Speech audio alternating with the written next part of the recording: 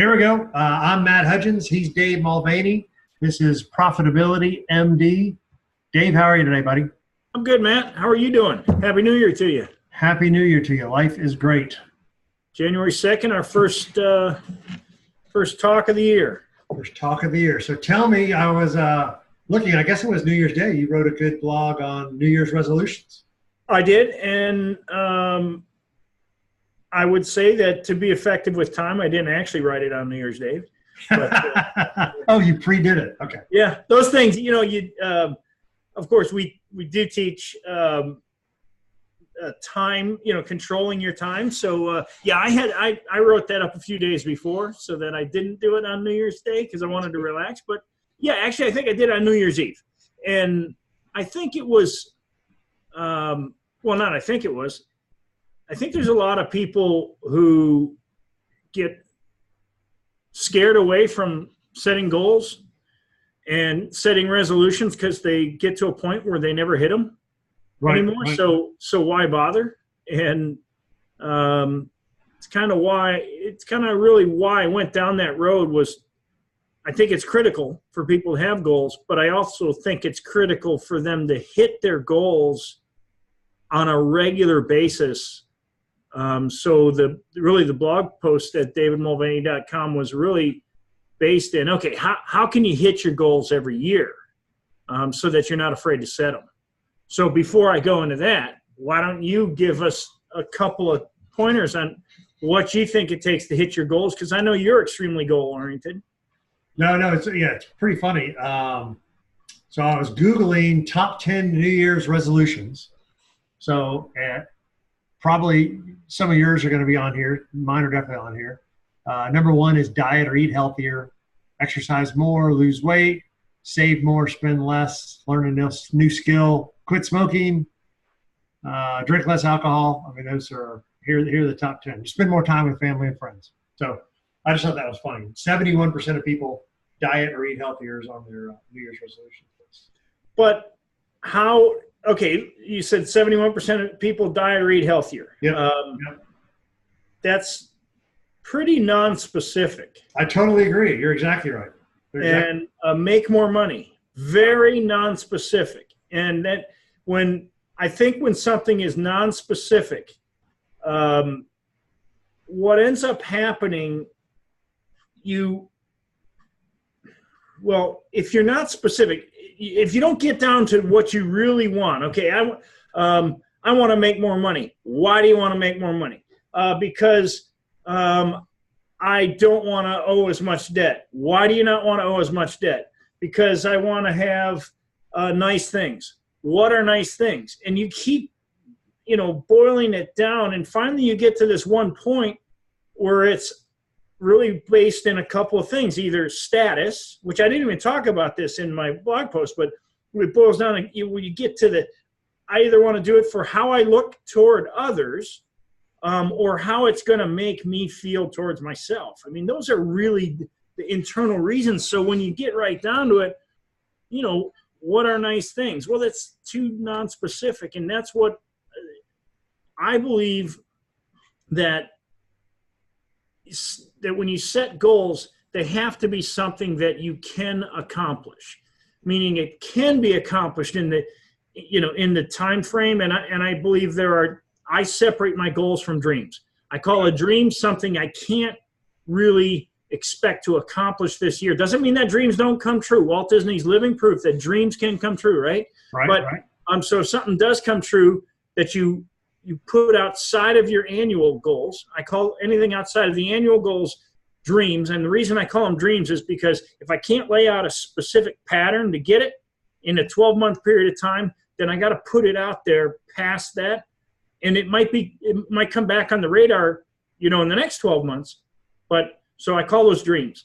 But step one, I think, for people to be able to hit their goals every year is it got to be something that you can hit this year. And then losing weight is something that, you said that's the number one? Yeah. Or get healthy? Well, neither one is specific. Well, last year, I started January 1st of 2018. I was 251 pounds, and I set a goal to be 190 pounds at the end of the year, and I ended up losing 45 pounds.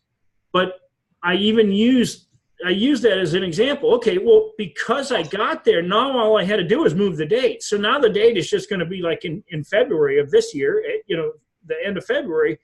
So because I got so close to my goal, but the goal was very specific: lose 60 pounds in 12 months. Unfortunately, those holidays really haunt you a little bit. I don't know what you're talking about. Yeah. So now you're saying for 2019, you would have, let me just go ahead and lose those, last 15 pounds in the next 2 months. Correct. So it's just, at that point, it's because it was an achievable goal, all I had to do is adjust the date. Right. And now I get to achieve a goal early, first quarter of 2019, because I set an achievable goal for 2018. I just didn't push myself hard enough to get there. And I believe your goals, they have to make you stretch a little, right? I mean, you got to be pushing for something, but it has to be achievable. I think that's step one. If you want to look at a 5-step, that's it. It has to be achievable. I like that. So I like what you're saying. So what you end up saying is set a goal that's achievable. So then it's the inevitability that it'll be achieved is just a matter of when, just a matter of time. Correct. You're going to lose 60 pounds. It may not happen in 6 months. It might take a year. It might take 18 months, but it'll happen. Well, the flip side of that is you should never set a goal that you don't have 100% of intention of getting it in the time frame that you set. So I really did set out to hit it. Yeah. So I think that's setting yourself up to failure if you say, well, if I hit it, this year, that's not really a goal. Again, no, I understand.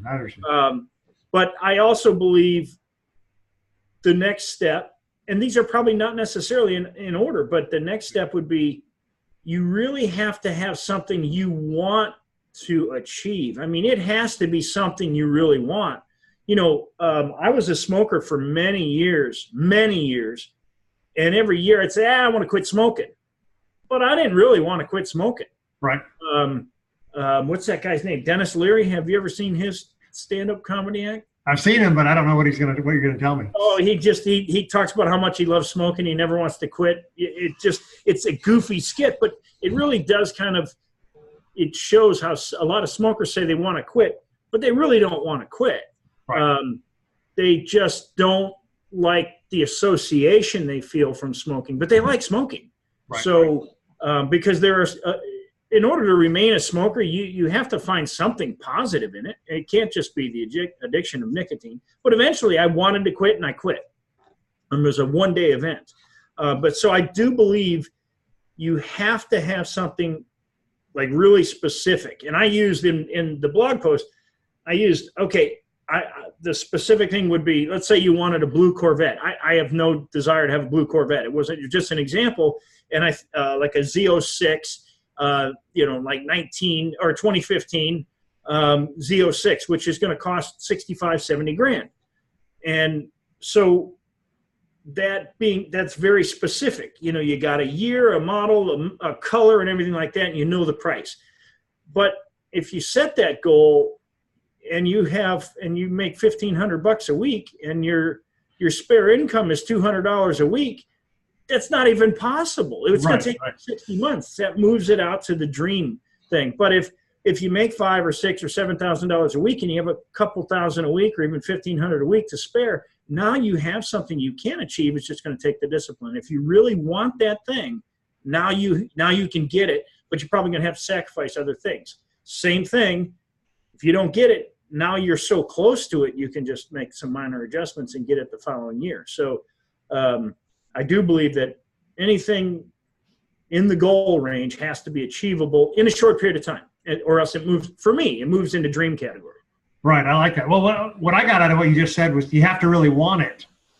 And almost, I think we talked about this, I can't remember if we talked about it offline or online, was unacceptable. So one of the guys that I follow is a guy named Sam Ovens, and he said, instead of thinking about goals and something you want to reach and it's way up here, because you're not going to beat yourself up over not achieving that goal. You're not going to beat yourself up. I didn't lose 60. Oh my gosh. You're going to say, I lost 45. But the opposite of that is kind of your minimum. So, or your unacceptable. So if your weight is, okay, if you got down to 190, then it's going to be, gosh, it's awesome. Well, you might fall off the wagon and put pounds back on until you get to a number like, oh my gosh, I'm back to 220. This is unacceptable. And then you'll start dieting again, and then you'll get to 190. And so it's kind of the modulation. So I like this. This is what I'm doing this year, is kind of what I call raising my unacceptables, right? So if you want to say weight on my end, mine fluctuates 170 to 185. And it's like, so 185, I'm like, damn it, I got to get going and eat healthier and exercise every day. And at 170, 175, I'm like, hey, I'm doing all right. Then I kind of fall off the wagon. Then you get to 185, and I'm, hey, I got to get. So I'm trying to raise my unacceptable this year to say, all right, 177, 180 is when I'm going to start it, get back on the wagon. Yeah. Right. So I just thought that was an interesting twist. That's kind of what you're saying. You have to want it. So you have to want. It has to be unacceptable to smoke. It has to be unacceptable to weigh more than 180. It has to be unacceptable to spend, the weekends working on your business, right? So it's just a different way of saying you have to want it. Yeah, I mean, that's a Dan Sullivan right there. If you say I'm taking Saturday and Sunday off,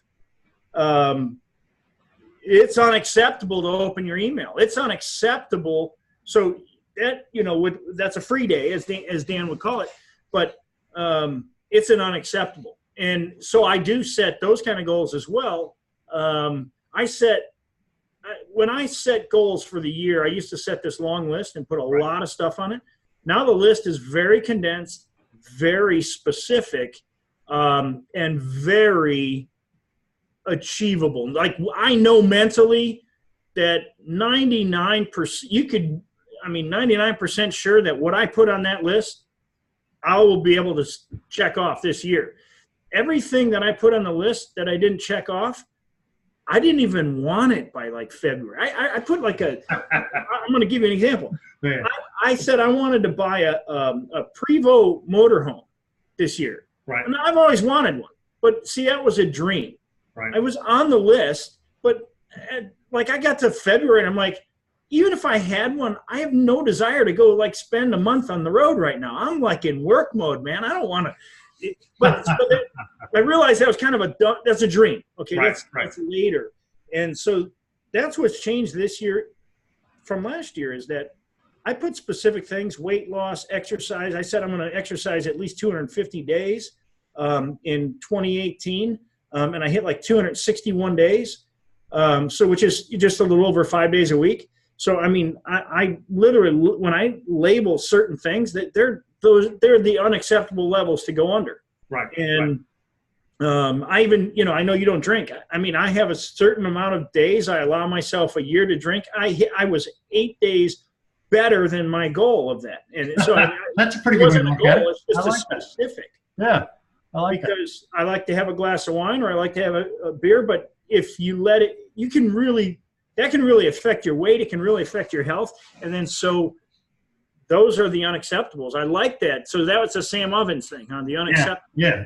Raise your unacceptables, because we'll work so much harder not to violate that. You'll work so much harder not to drink more than your number of days.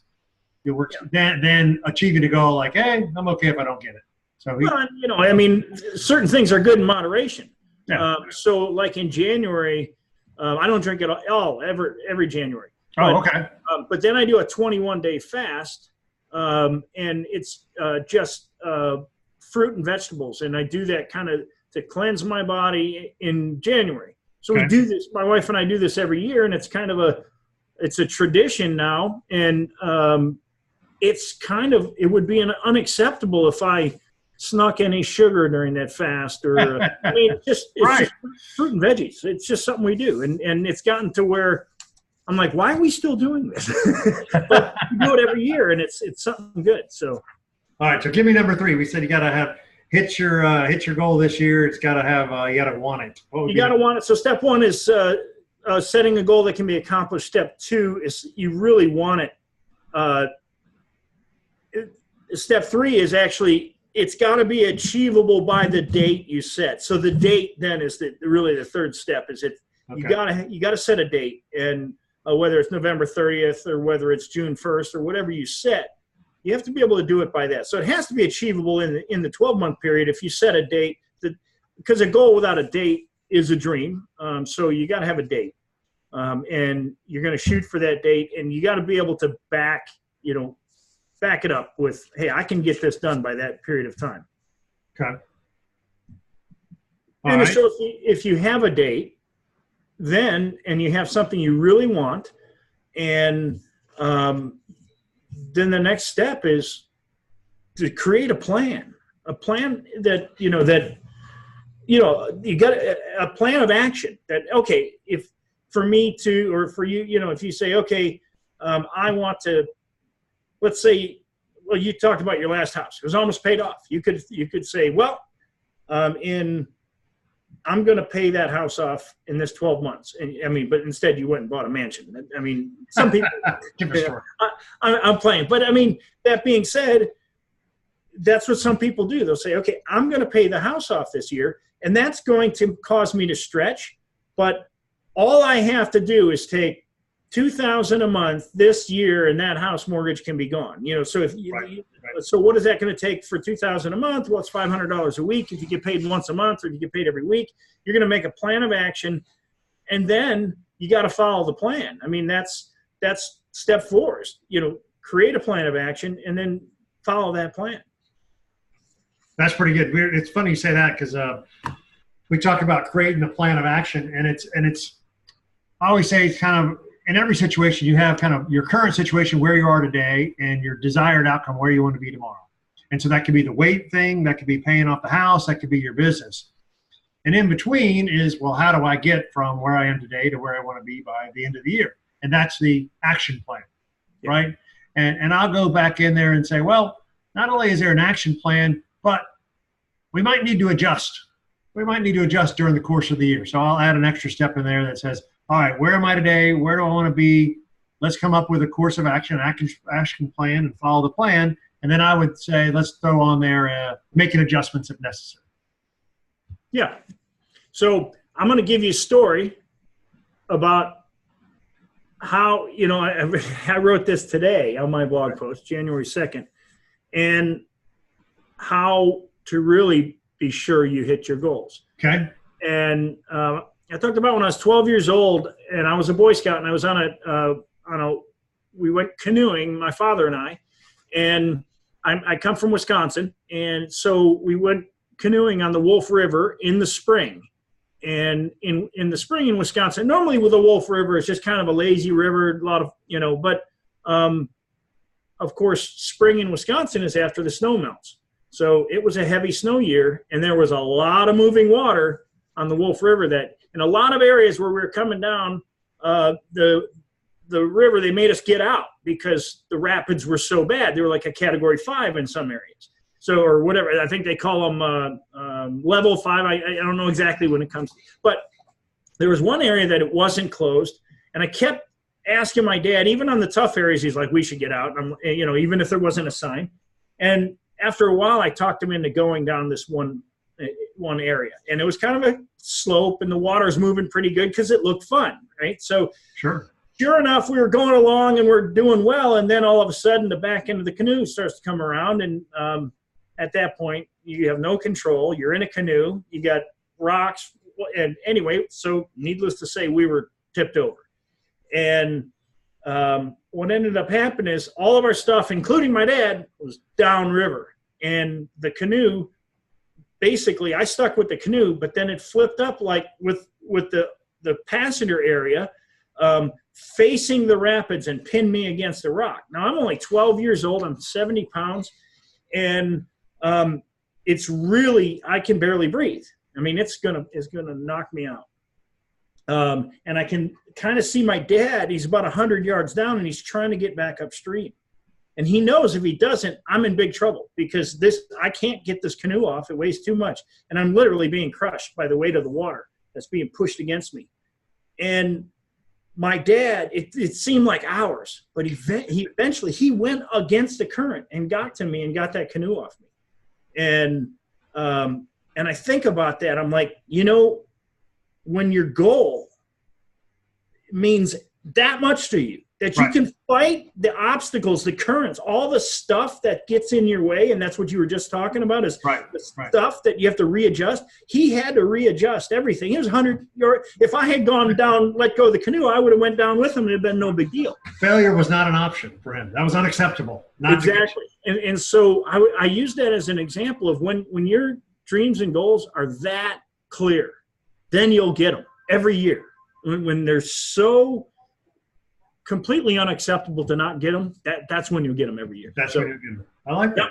That wasn't one of the steps, but that's what came to mind today. I don't know why it did. But, that's pretty good. All right, so do you want to share some of your goals? What do you think? Goals that you have or goals that your clients might have? Where do you want to go? My step 5 would be don't set too many goals, man. Okay, that's the long and short of it is don't set too many goals. Too many people set so many goals that how can you really, really say you want 100 things? I like that. Not too many. I use something, and I don't believe in time management. I believe in time control, and one of the things I use is something called big rocks.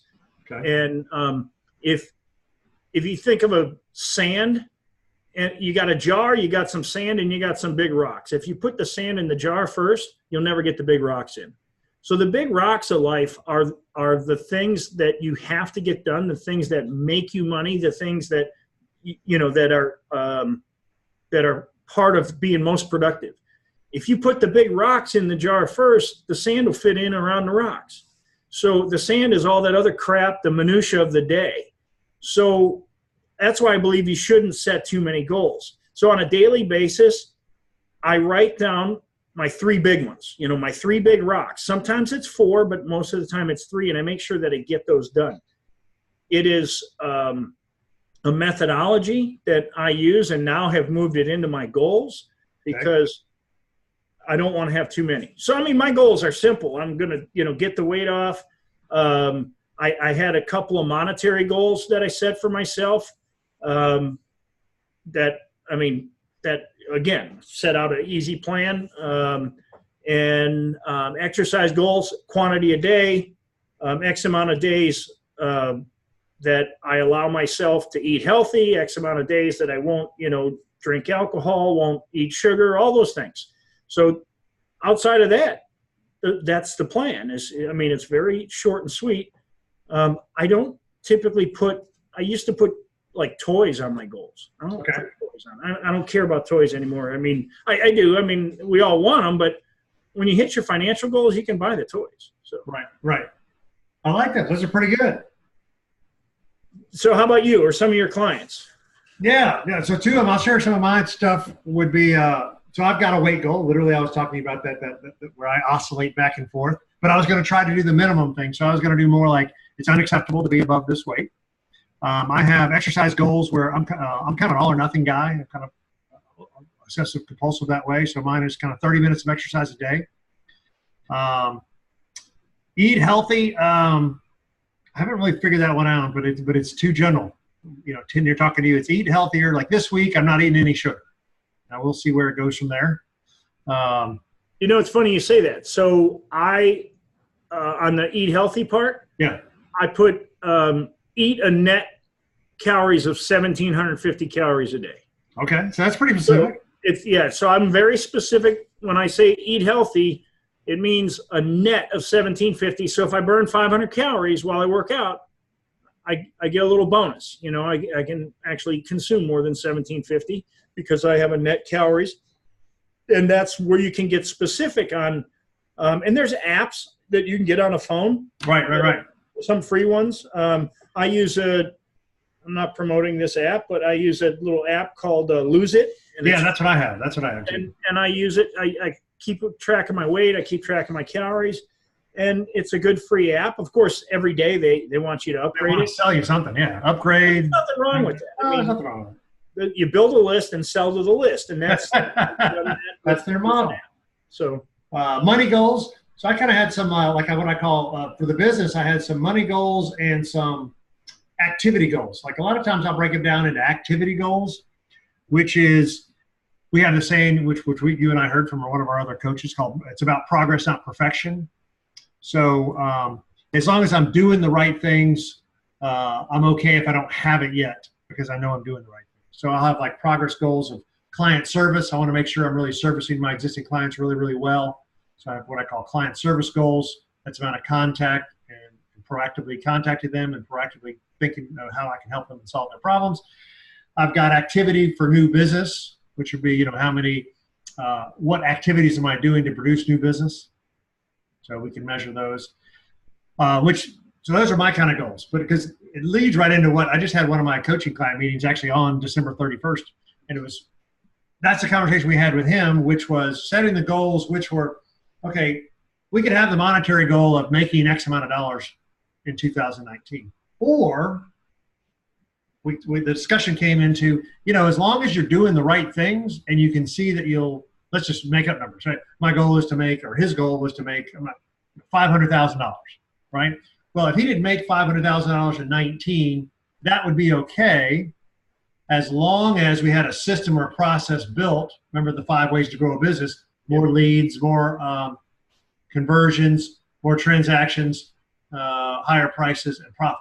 So if we had a system built where he was getting in front of enough prospects that even if he didn't make his monetary goal of 500,000 this year, but the machine was built that he's going to be on a run rate for 500,000, that would be just as satisfying as making 500.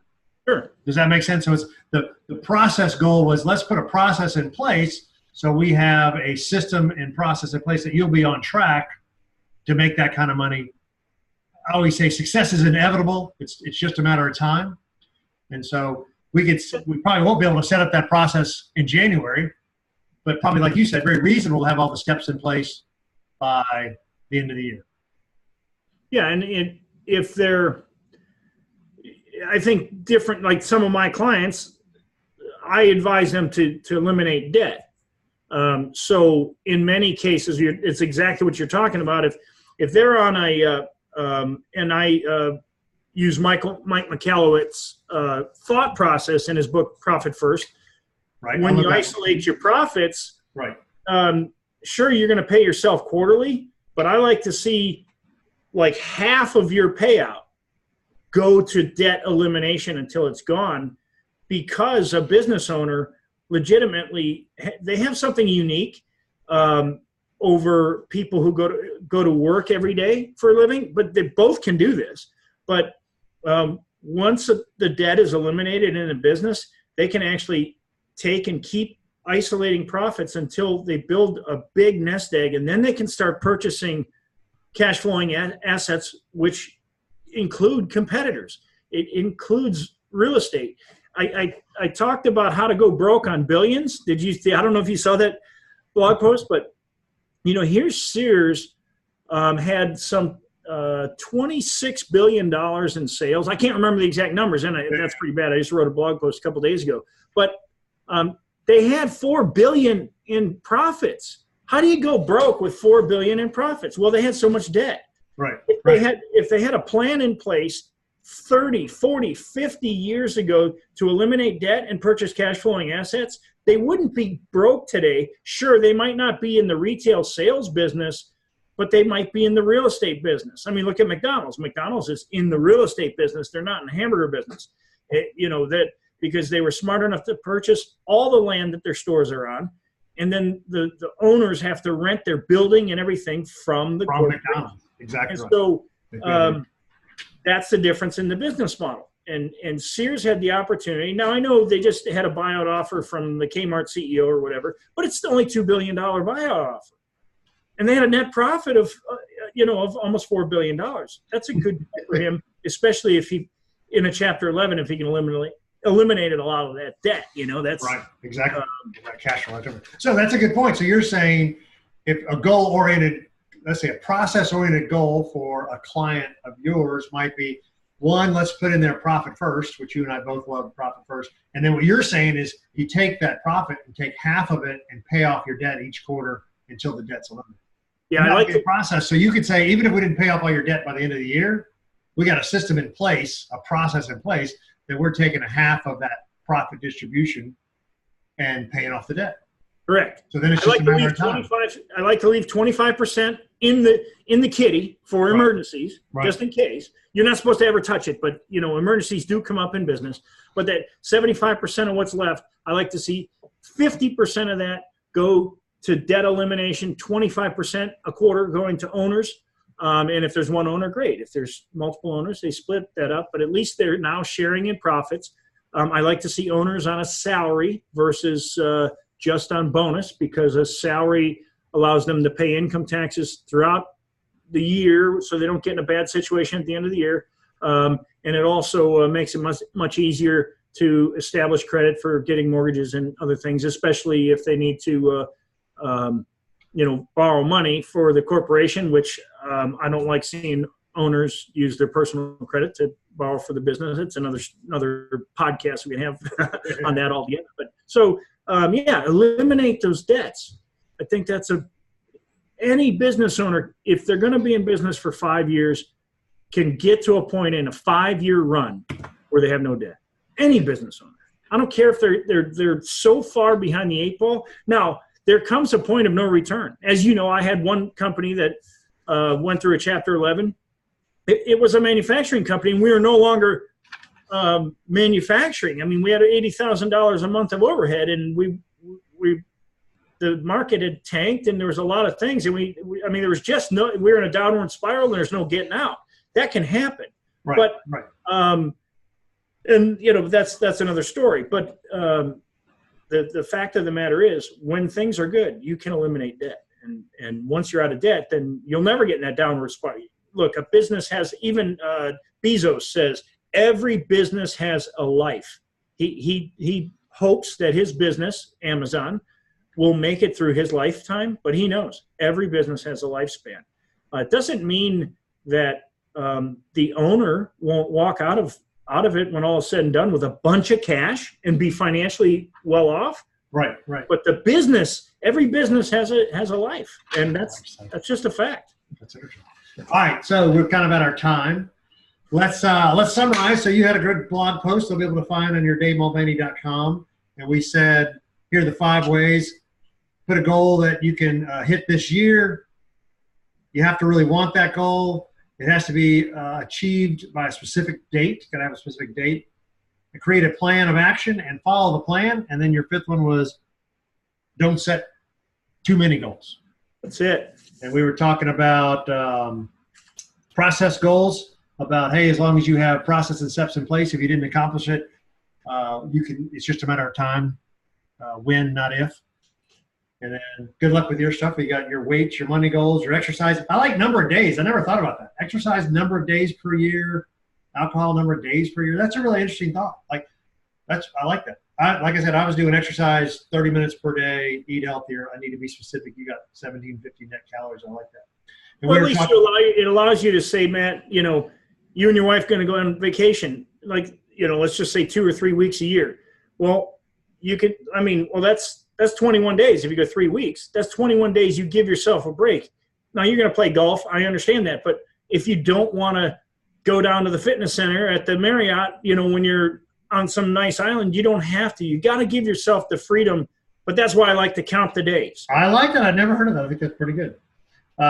Some client goals we talked about, monetary goals, but as long as you put a process in place, that's pretty good. And then you talked about the debt elimination. That's a great goal to have as a business owner. All right, tell us more where we can find you.